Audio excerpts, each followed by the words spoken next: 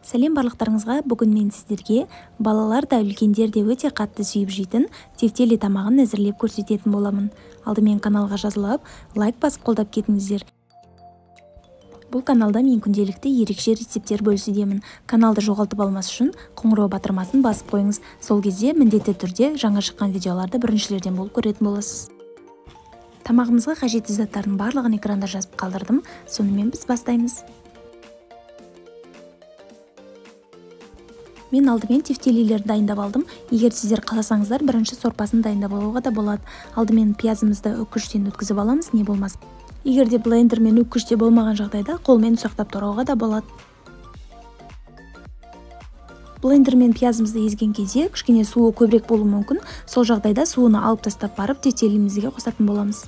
Ол біздің тефтелиміздің қатты былжырап кетпес үшін дәл осылай суын алып тастау қажет. Содан соң барып тартылған сиыр етіне қосатын боламыз, және де алдын ала жібітіп алынған күрішімізді саламыз. Қалауыңызға қарай, қажетіне қарай қара бұрыш және де тұз саламыз. Қалаған түрдегі дәмдеуіштерді қосуларыңызға да болады. Жақсылап қолымызбен жақсылап тұрып араластырып аламыз.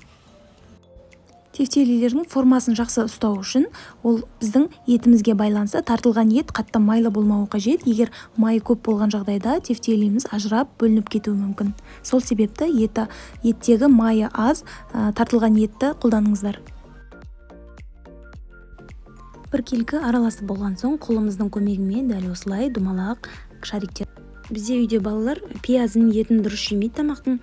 Ал осы тефтелиді әзірлеп берген кезімде балалар деген тек қана тефтелині жейді, жаңағыдай пиязын, несін шығарып отырмайды, қатты ұнатады. Мен бұл тағамды жиі әзірлеп тұрамын, себебі балаларға да домалақ шариктер еттер болғандықтан оларға қызықтау.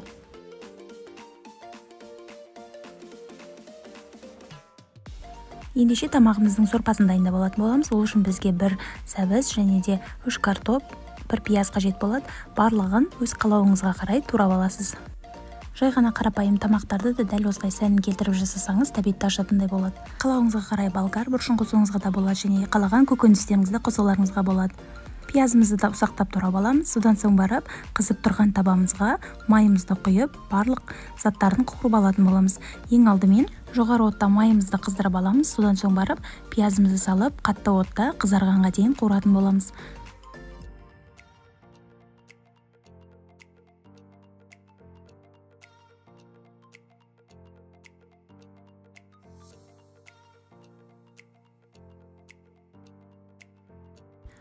Пиязымыз дәл осылай қызарғаннан соң сәбіз бен картопымызды салып, тағы да қуырып алатын боламыз.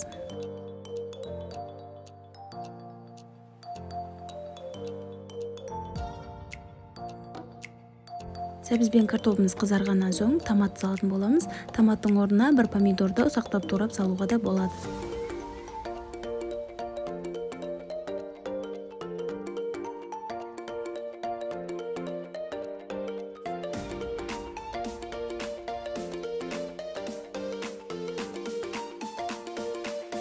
Томатымыз қуырып болған соң салқын су құйып, дәмдеуіштерін салатын боламыз. Тұз және де өз қалауыңызға қарай қалаған дәмдеуіштеріңізді салуға болады. Суы бір қайнап шыққаннан соң бетін жауып, баяу отта қайнататын боламыз. Тамағымыз 15 минуттай қайнағаннан соң жоғары отқа қойып, тефтелилерімізді салып шығатын боламыз.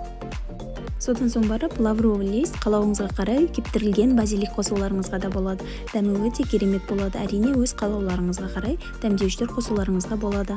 Тамағымызды бетін жауып 20 минуттай қайнатып аламыз. Баяу отта әрине.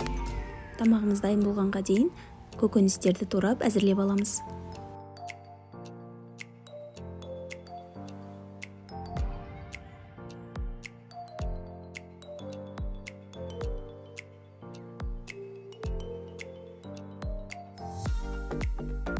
Дайын болған тағамымызды тәбетті ашатындай етіп, ыдысымызға қойып, дастарханымызға тартатын боламыз.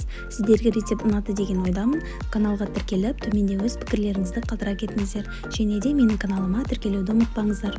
Мен күнделікті сіздерге өзімнің рецептеріммен бөлісетін боламын.